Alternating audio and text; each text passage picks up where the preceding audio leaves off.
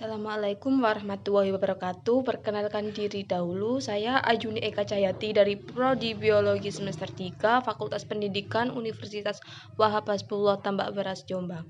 Di sini saya akan membahas tentang discovery learning sesuai dengan KD Biologis SMA atau MA 3.9 kelas 11, menganalisis hubungan antara struktur jaringan penyusun organ pada sistem ekskresi dalam kaitannya dengan bioproses dan gangguan fungsi yang dapat terjadi pada sistem ekskresi manusia. Pengertian discovery learning. Yang pertama, Jeremy Brunner. Pembelajaran yang berlangsung tanpa adanya informasi final dari suatu konsep atau materi, melainkan peserta didik harus mengorganisasikan solusinya secara mandiri.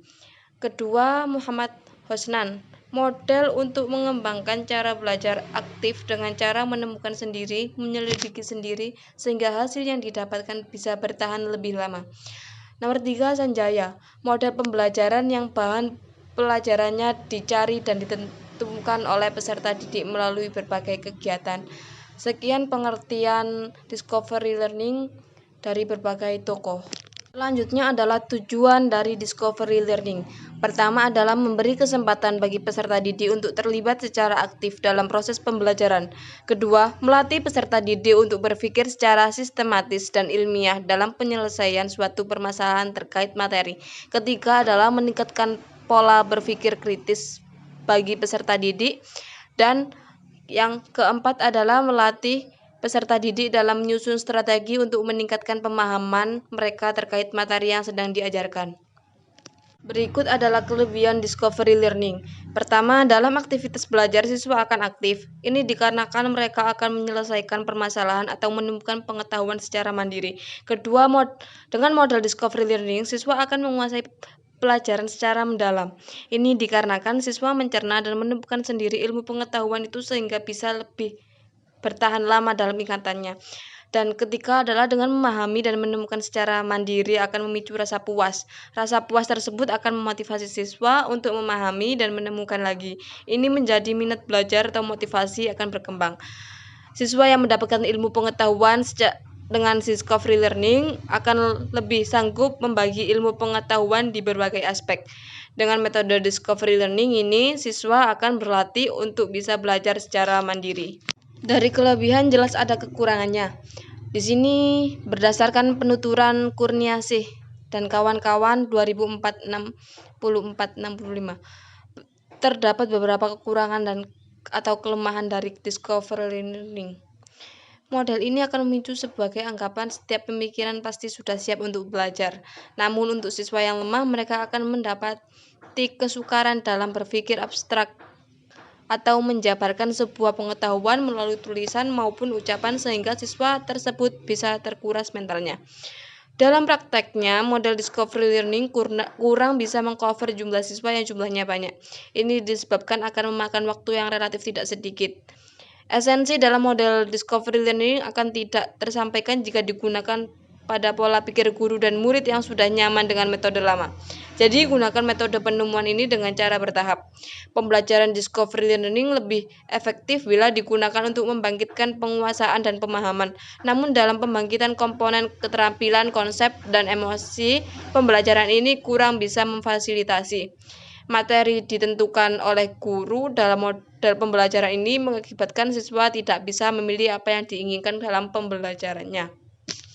Berikut adalah langkah-langkah dalam proses belajar discovery learning. Yang pertama adalah stimulation, kedua problem statement, dan ketiga adalah data collection, mengumpulkan data, keempat data processing, mengolah data, dan kelima verification, memverifikasi, dan terakhir adalah generalization, menyimpulkan. Dan berikut saya akan memberi contoh sesuai dengan KD yang telah saya pilih sebelumnya. Langkah yang pertama adalah stimulation. Di sini saya akan menjelaskan apa itu sistem ekskresi pada manusia dan menunjukkan gambar sistem ekskresi ginjal. Sistem ekskresi adalah proses pengeluaran zat-zat sisa metabolisme yang sudah tidak digunakan lagi oleh tubuh. Zat ini dapat berupa karbon dioksida, urin, urea, keringat, dan senyawa-senyawa lain yang bersifat toksik atau racun. Di sini saya akan membahas ginjal yang merupakan organ dalam menghasilkan urin. Setiap hari kita kan jelas buang air kecil kan ya. Berikut gambarnya. Langkah kedua adalah problem statement, di mana penjelasan awal tadi menimbulkan pertanyaan.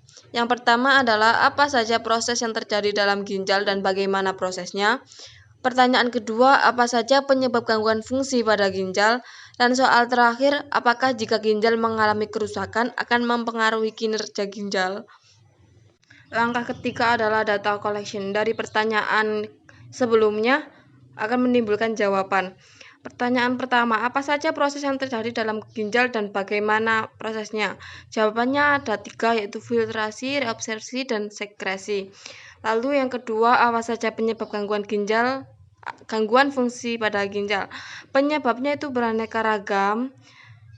Ada yang karena tekanan darah tinggi, diabetes, glomerulonefritis, dan penyebab dari luar karena kemajuan teknologi yang menyebabkan berbagai minuman, contohnya soda, pewarna, minuman berwarna macam-macam, yang menarik orang untuk meminum itu dan menyebabkan kurangnya minum air putih. Dan untuk remaja saat ini adalah suntik pemutih. Suntik pemutih pada kalangan remaja saat ini sangat viral dan itu dampaknya bisa berpengaruh terhadap kinerja ginjal. Terus yang ketiga, apakah jika ginjal mengalami kerusakan akan mempengaruhi kerja ginjal? Data reabsorpsi. Di sini kita akan menjawab persoalan dalam problem statement tadi sesuai dengan sumber. Ada 3 proses pembentukan urin, yaitu filtrasi. Proses filtrasi atau penyaringan untuk membuang zat sisa metabolisme tubuh tidak terpakai yang dapat menjadi racun bagi tubuh serta menjaga keseimbangan cairan tubuh dan volume darah. Hasil proses pembentukan urin dari tahap filtrasi disebut dengan urin primer. Proses kedua adalah reabsorpsi, penyaringan kembali. Penyaringan kembali di mana molekul dan ion akan diserap kembali ke dalam sirkulasi tubuh. Jadi molekul dan ion ini yang masih dapat digunakan kembali. Terus proses terakhir adalah sekresi atau pengeluaran. Dalam tahap sekresi yang merupakan proses pembentukan urin terakhir dalam tubuh manusia berupa zat seperti kreatinin, ion hidrogen, dan obat-obatan akan dikeluarkan dari darah melalui jaringan kapiler peritubular ke seluruh tubulus pengumpulan untuk menjaga agar komposisi kimia darah tetap berada. Lalu untuk soal kedua, penyakit ginjal kronis atau gagal ginjal kronis. Kerusakan ginjal pada kondisi ini menyebabkan penurunan fungsi ginjal secara bertahap selama lebih dari 3 bulan. Gagal ginjal kronis sering disebabkan oleh diabetes tipe 1 dan 2, hipertensi, penyakit autoimun, atau penyakit infeksi pada ginjal. Lalu penyakit gagal ginjal akut.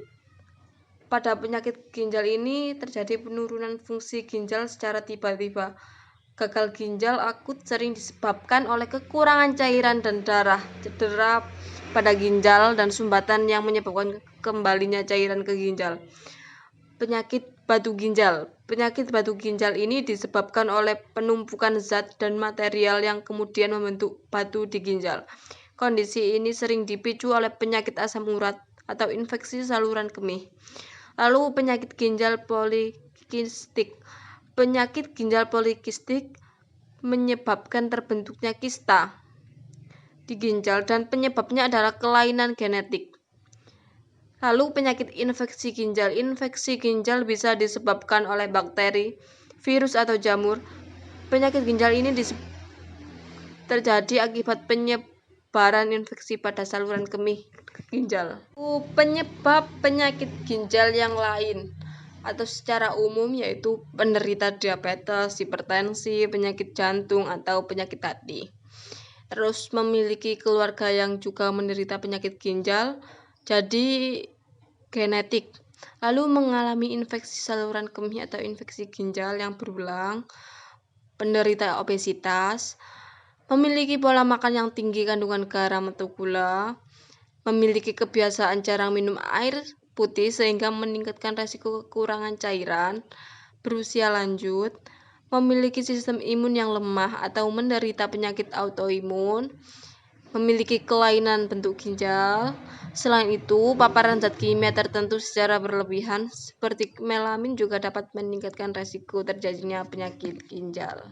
Menjawab soal nomor 3, apabila ginjal mengalami kerusakan atau sedang bermasalah, jelas akan mengalami gangguan pada kinerjanya. Kita ambil contoh kecil dalam kehidupan sehari-hari saja ya.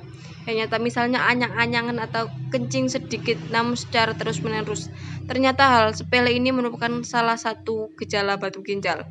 Kondisi ini bisa terjadi jika batu ginjal tersangkut di ureter dan menghambat aliran urin, sehingga urin sampai ke kandung kemih sedikit-sedikit. Langkah kelima adalah verification atau pembuktian, di mana dari data collection dan data processing tadi, ternyata jawabannya itu hampir sama, tapi perlu dibenarkan, perlu pembetulan, dan harus sesuai sumber. Tidak salah, namun perlu pembenaran saja. Langkah terakhir dari discovery learning adalah generation, atau kita akan membuat kesimpulan. Jadi, kesimpulan dari pembahasan yang telah kita bahas sebelumnya adalah ginjal merupakan salah satu organ pada sistem ekskresi yang menghasilkan urin. Dan ada 3 proses, yaitu filtrasi, reabsorpsi, dan absorpsi. Serta banyak hal yang dapat menyebabkan terganggunya fungsi ginjal. Dan kemajuan teknologi pun juga menjadi penyebab terjadinya gangguan pada proses ginjal. Contohnya banyaknya makanan cepat saji yang mengandung garam, dan minuman-minuman bersoda, dan minuman perasa yang menyebabkan orang itu kekurangan minum air putih dan menyebabkan kekurangan cairan. Dan dapat disimpulkan juga untuk materi sistem ekskresi ini dapat menerapkan model pembelajaran discovery learning. Sekian dari saya. Bila kurang lebihnya mohon maaf dan terima kasih. Wassalamualaikum warahmatullahi wabarakatuh.